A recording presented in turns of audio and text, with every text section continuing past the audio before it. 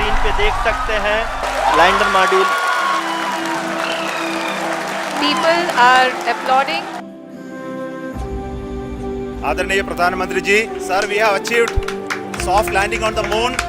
India is on the moon. Bharat Chandrayaan 3 launch किया है जिसकी कॉस्ट 615 करोड़ है और ये इसरो का आज तक का सबसे डिफिकल्ट मिशन था। चंद्रयान 3 की मून पर सॉफ्ट लैंडिंग देखकर हम सबके चेहरे पर प्राउडनेस का स्माइल आ जाता है।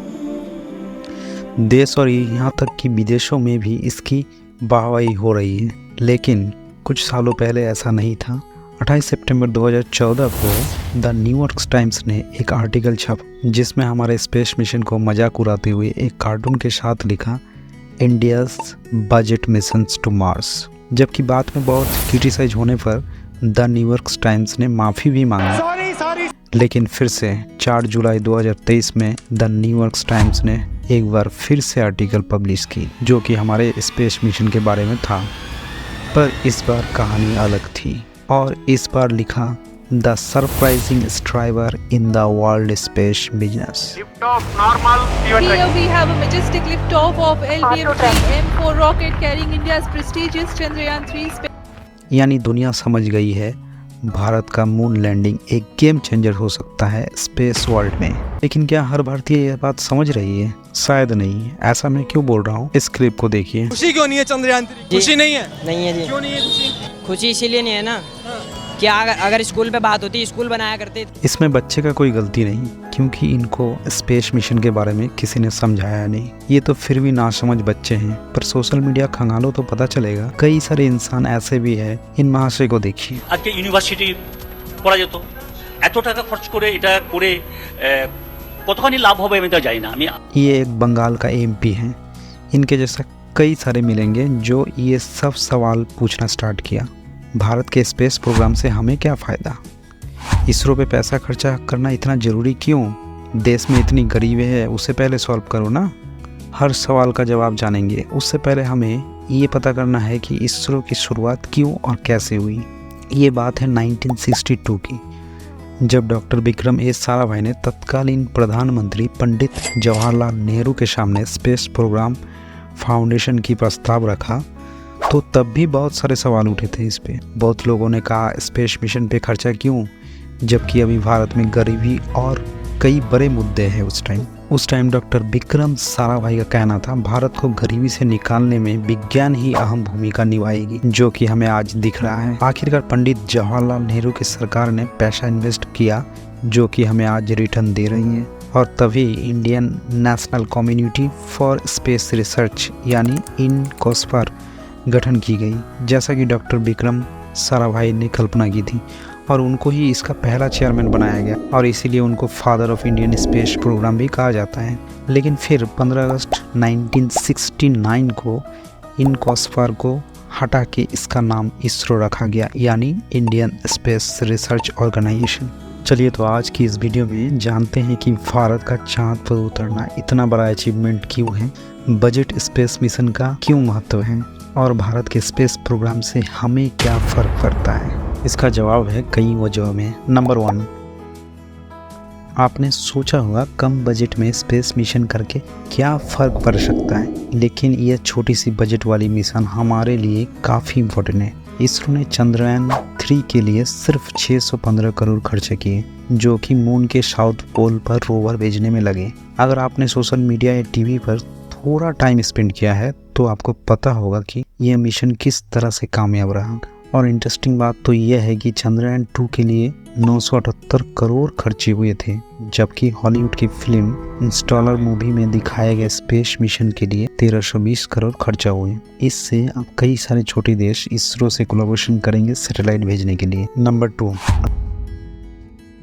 अब आप सोच रहे होंगे इंडिया का मून लैंडिंग ग्लोबल सिनेरियो में क्यों इम्पोर्टेंट है, तो सुनिए।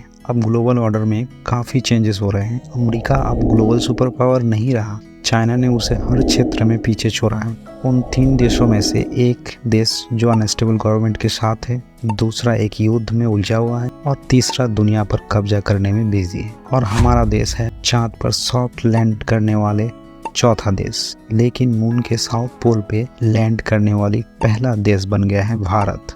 ऐसे में इसरो का मून लैंडिंग कामयाब होना हमारे देश को ग्लोबल मैप पर भी एक महत्वपूर्ण स्थान देता है।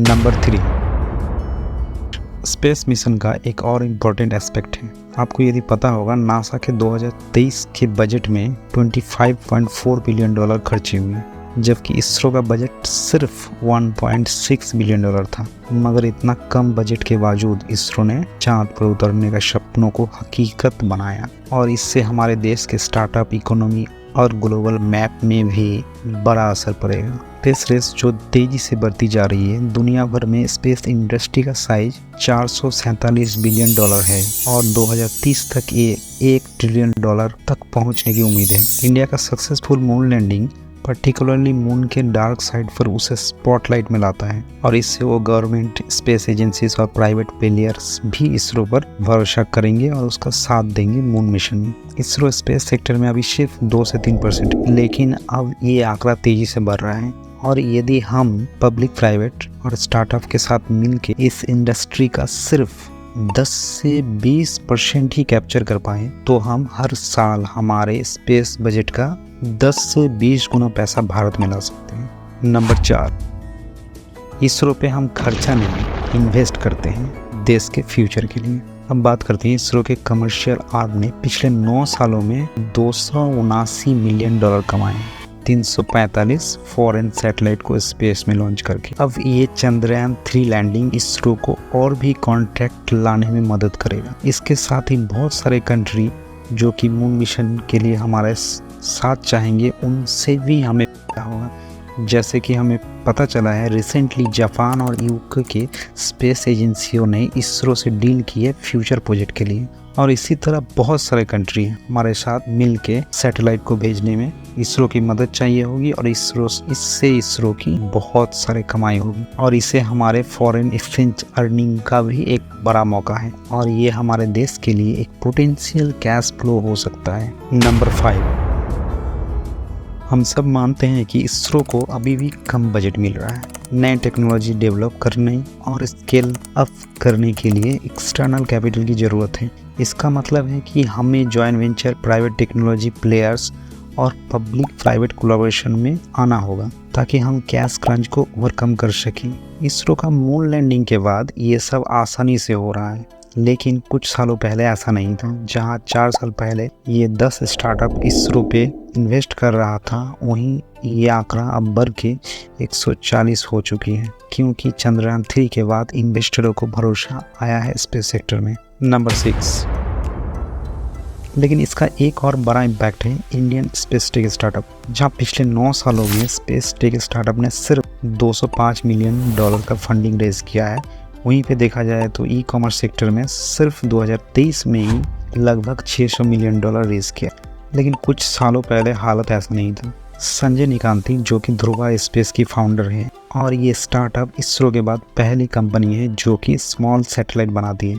उनका कहना है, पहले स्पेस टेक में फंडिंग पाना इतना मुश्किल था कि उनको एक बार कंपनी बेचने की नौबत भी आई, लेकिन 2022 के बाद ये पिक्चर थोड़ा सा बदला है, और अब चंद्रयान 3 के सक्सेसफुल लॉन्च होने के बाद बहुत सारे इन्वेस्टरों को स्पेस टेक स्टार्टअप में इंटरेस्ट रहा है, और अभी स्पेस इज़ द फ्यूचर दिख रहा है उन लोगों को। और ये अर्ली स्टेज VC फंड के लिए भी एक गोल्डन अपॉर्चुनिटी है स्पेस टेक स्टार्टअप में इन्वेस्ट करने की। फिर यदि ये सब स्टार्टअप ग्रो होने लगे तो जॉब अपॉर्चुनिटी भी क्रिएट होगी। Success stories of space tech startups. Hyderabad के स्काई रूट एरोस्पेस ने इंडिया के पहले privately built launch vehicle Vikram S को सब ऑर्बिटल स्पेस में लॉन्च किया है। साथ ही ध्रुवा स्पेस ने नैनो सैटेलाइट जैसे थाइबोल 1 और 2 बनाया है। जियो एंड एयरटेल इन्वेस्टमेंट। आने वाले समय में सैटेलाइट बेस्ड ब्रॉडबैंड का बड़ा ग्रोथ होगा, जैसे कि इलॉन मस्क की स्पेसएक्स के स्टारलिंक से देखने को मिल रहा है। इसरो की कैपेबिलिटी है लो कॉस्ट सैटेलाइट लॉन्च करने की, और ये काफ़ी इम्पोर्टेंट है ताकि हम खुद ही इन टेक्नोलॉजी को डेवलप करें और स्टारलिंक जैसे कुछ बनाएं और अपने देश के कैपिटल को बाहर नहीं भेजना पड़े।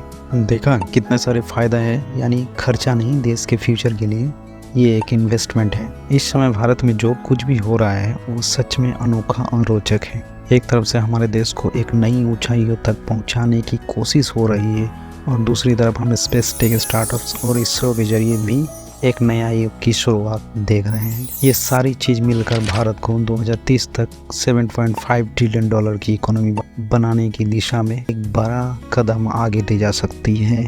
हो सके तो इस वीडियो को अपना व्हाट्सएप ग्रुप या उन सभी के साथ शेयर कीजिए जिनको खुशी तो है लेकिन उनके मन में भी बहुत सारे सवाल हैं। यदि मैं आपको इस वीडियो में सही जानकारी दे पाया हूँ तो प्लीज़ लाइक और सब्सक्राइब जरूर करें। तो दोस्तों, ऐसे इंटरेस्टिंग और ट्रांसफॉर्मेटिव समय में हम जी रहे हैं और आने वाले दिनों में और भी कुछ बड़ा होने वाला है। जय हिंद। अगर आप इंटरनेट बेस्ड प्रोडक्ट बनाना चाहते हैं तो आपको ये 3 बड़ी चैलेंजेस आएगी। पहली, फंड्स की कमी, दूसरी, सही प्रोडक्ट बनाने का तरीका और तीसरी, प्रोडक्ट को लोगों तक पहुंचाने का तरीका। तो इस वीडियो को आप देख सकते हैं, इन तीनों चैलेंज में मददगार साबित हो सकती है। तब तक के लिए धन्यवाद। मिलते हैं अगली वीडियो में।